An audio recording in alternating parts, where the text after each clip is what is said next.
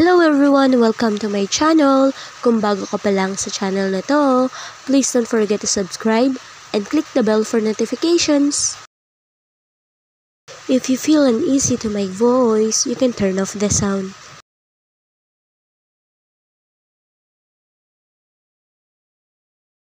Napangiwi pa ako na makita kong napanganga ang mami ni Danrick nang ipakilala niya ako. Sobrang ganda ng mami nito na aakalain mo na nakatatandang kapatid lang ni Danrick. Nice to meet you po. Magalang na sabi ko at naglahad pa ako ng isang kamay kahit pa nga ang awkward ng sitwasyon. Nagulat pa ako nang bigla niya akong yakapin. Oh my gosh, finally! Masayang sabi pa ng mami ni Danrick nang bitawan niya ako. Nice to meet you rin Iha. Pumunta ka minsan sa bahay para makilala mo rin ang asawa ko at kapatid nitong si Danrick. Nakangiting sabi pa niya. Napatingin pa ako kay Danrick nang hindi ko na alam ang sasabihin ko. Bakit ako pupunta sa bahay nila para makilala ang buong pamilya niya? Mommy, you're scaring her, sagot nito. Napaigtad pa ako nang hawakan niya ang kamay ko. I am so sorry Iha, na-excite kasi ako. Masayang sagot naman niya sa akin. Ayos lang po ma'am, pilit akong ngumiti kahit na kinakabahan ako. Pasimple ko ring binabawi ang kamay ko, ngunit ayaw bitawan ni Danrick. Nakikita ko kasi sa mga mata ng mami niya ang panunukso at saya. Just call me Tita Veronica. Danrick, bring her to our dinner next week, okay? Nakangiting bilin pa niya sa anak.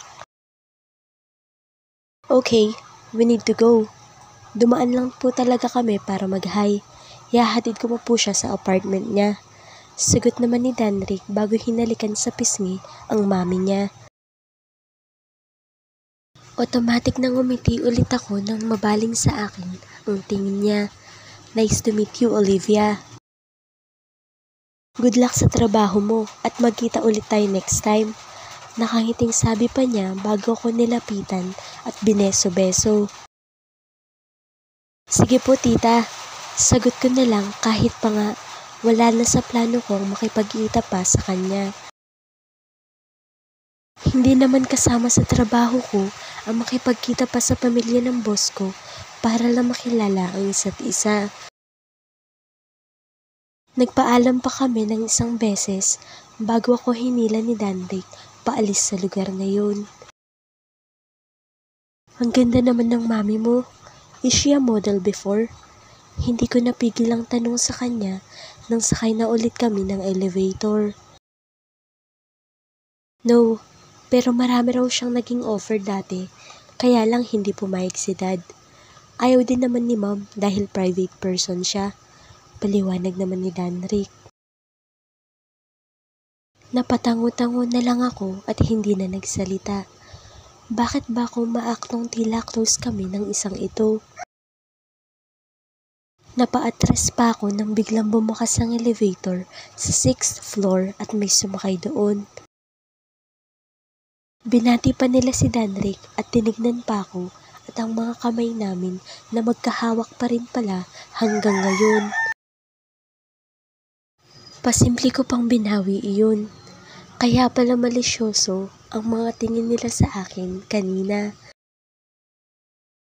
Hindi na kami nagkibuan hanggang makarating kami ng parking lot. Nakita ko pang nakatayo sa tapat ng isang bagong model ng sasakyan ang lalaki kanina sa rooftop.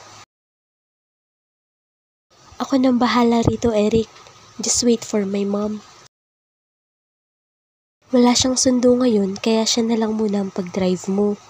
Pagbibigay alam ni Danrick sa driver siguro nila na nakatayo sa labas ng isang mamahaling sasakyan.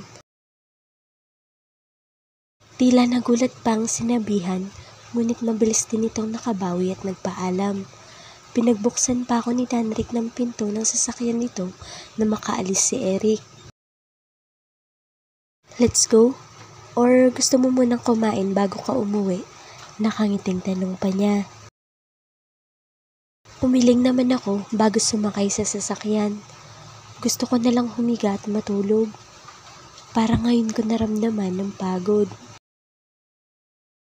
Okay, you're the boss. Masiglang sagot pa niya bago isinara ang pinto at mabilis na sumakay sa driver's seat. I feel something inside me na hindi ko ma-explain every time na nginingitian ako ni Danrick. I am curious. Hindi ko napigilang sabi ko habang nasa biyahe na kami. Nilingon ko rin siya at bahagya pa akong sinulyapan. Nakita ko pa ang pagkunot nito ng noo. Curious? Saan? Sa ginagawa mo, bakit feeling ko hindi empleyado ang trato mo sa akin? Dahil hindi naman kita empleyado.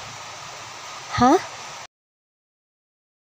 Kasi future misis kita. Nakangising sagot pa niya. Again, nagulat na naman ako at namula. Mabilis akong nag-iwas ng tingin. Hindi talaga kita makausap ng matino. Inis na sagot ko sa kanya, pero yung tibok ng puso ko ay kakaiba. Narinig ko lang siyang tumawa. Ako naman ay nanahimik na lang dahil ayoko nang makarinig pa ng mga banat niya at baka sa susunod, masapak ko na siya. Kinabukasan ay isinama niya ako sa main branch ng restaurant dahil magti-training daw muna ako bago ilipat sa bagong restaurant na bubuksan nila. Ipinakilala niya ako sa lahat na feel ko naman na mabait ang mga ito. Pagkatapos noon ay hinila niya ako papuntang kusina. He also introduced me sa mga tao doon na nagkukwentuhan. After that ay ipinanghila niya ako ng isang upuan at pinaupo roon. I have a meeting. Hintayin mo na lang si Hailey, yung head chef, at siya na ang bahalang magturo sa'yo ng mga dapat mong malaman. Nakangiting bilin pa niya. Tinangawan ko na lang ito at bahagya pa ako ng pakislot nang gawaran niya ako ng mabilis na halik sa isang pisngi ko. Binalingan pa niya ang ilang staff sa kusina. Kayo nang bahala sa future misis ko ha, dinig kong bilin pa niya. Napa-ouch pa ito nang hinampas ko siya sa isang braso. Hiyang-hiya ako sa mga pinagsasabi niya. Nakangiting binalingan lang niya ako bago nagpaalam ulit at tuluyan ng umalis. Naiwan naman ako naiilang dahil kahit walang sinasabi sa akin ang mga tao sa kusina ay ramdam ko naman ang panunuksi nila. First time nagdala ng girlfriend ni Boss Danrick dito. Sana ikaw na magpapatino sa kanya. Nakangiting sabi sa akin ng isang babae na sa tingin ko ay nasa 40 years old na. Naku, hindi niya ako girlfriend. Mariing tanggi ko. Ha? Hindi ka pa niya girlfriend yan? Naku, alam kong babaero si boss pero ngayon ko lang siya nakita nang ngumiti ng ganoon. Nakangiting sagot naman ng isa. Ngumiti na lang ako at nakinig sa mga sinasabi nila. Kahit siguro magpaliwanag ako sa kanila ay hindi naman sila makikinig sa akin. After siguro ng ilang minutong pakikipagkwentuhan ko sa kanila, ay bumukas ulit ang pinto ng kusina at pumasok ang isang magandang babae. Good morning, Ma'am Hailey. Magiliw na bati pa ng mga ito. Baka siya na yung head chef na sinasabi ni Danrick. Ang ganda naman niya. Ngumiti ito at gumanti ng bati bago ako binalingan. Hi, you must be Olivia. Ibinilin ka na ni Boss Danrick sa akin. Nice to meet you. I'm Hailey. Nakangiting pakilala pa niya sa akin at naglahad pa siya ng isang kamay. Tinanggap ko naman iyon at tumayo. Nice to meet you din. Let's go. Bibigyan mo na kita ng uniform. Tapos ituturo ko na sa'yo ang mga basic recipe namin. Ayan niya bago nagpatiun na sa paglabas ng pinto. Mabilis naman akong sumunod sa kanya. This is it, pansit. Sisimulan ko na ang mga pangarap ko. Nagpaalam na ako kasabay ng iba pagkatapos makapagsara.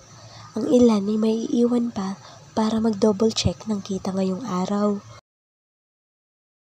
Hindi ako umuwi at talagang tinapos ko ang buong araw para mag-training. Worth it naman dahil tuwang-tuwa sila at mabilis daw ako matuto. Nakuha ko na halos lahat ng basic recipe ng restaurant. Olivia, san ka? Nakangiting tanong sa akin ni Hailey na nasa likuran ko pala.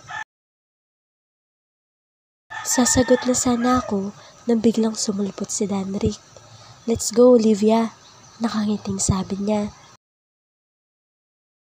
Nagpalipat-lipat pa ng tingin si Hailey sa akin at sa boss namin. Boyfriend mo si boss? Kunot noong tanong pa niya. Mariing umiling naman ako. Magkaibigan lang kami. Mabilis na sagot ko. Really? Nakataas pa ang isang kilay na tanong ni Hailey. Yes, Olivia. Really? Ikinahihiya mo ba ang isang gwapo at machong katulad ko? Tanong din ni Danrick at nag-cross arms pa. Ikakahiya ka talaga niya, boss. Babaero ka eh. Nakangising sagot naman ni Hailey. Nakita ko pa kung paano sumimangot si Danrick. Nagbago na ako. Asar pang sagot niya bago nito hinawakan ng kamay ko. Huwag ka nang sumama riyan kay Hailey. Baka siraan pa niya ako sa'yo at tanggihan mo pa akong magpakasal. Inis pang bilin niya sa akin at hinila pa niya ako palapit sa kanya. Nanlaki naman ang mga mata ni Hailey. Magpapakasal na kayo? Hindi makapaniwalang tanong niya. Of course not. Mabilis na kontra ko. Malakas na hinampas ko naman si Danrick sa sikmura nito. Huwag kang magkalat ng chismis. Inis na sermon ko pa sa kanya. Umuwi na nga tayo. Nakasimangot na aya pa sa kanya ng lalaki bago binalingan si Hailey na nakangisi na ngayon. Sino ba kasing may sabi sa'yong hintayin mo ko? Tinaasan ko pa siya ng isang kilay. At huwag mo nga basta hinahawakan ang kamay ko. Sermon ko pa sa kanya. Ngumuso naman ito. Ang dami namang bawal, mahal. Parang batang sagot niya. Nakagat ko naman ang ibabang labi ko dahil sa inis. Bakit ba ang lakas mang asar ng isang ito? Hindi na talaga maniniwala pa si Hailey sa kahit na anong sasabihin ko nito. Sige na, mauna na ako. See you tomorrow. Natatawang paalam pa ni Hailey sa amin. Madapa ka sana. Pangaasar pa ni Danrick dito. Binigyan ko naman siya ng masamang tingin. Tara na nga. Inis na aya ko sa kanya at hinila na ang isang braso nito. Iniiwas ko ang paningin ko na makitang ngumiti ito. Oh good God, huwag niyo naman pong hayaan na mahulog ako sa mga ngiti niya. Ramdam niyo ba yung ulan at sipon ko? Thanks for reading. See you and keep safe everyone.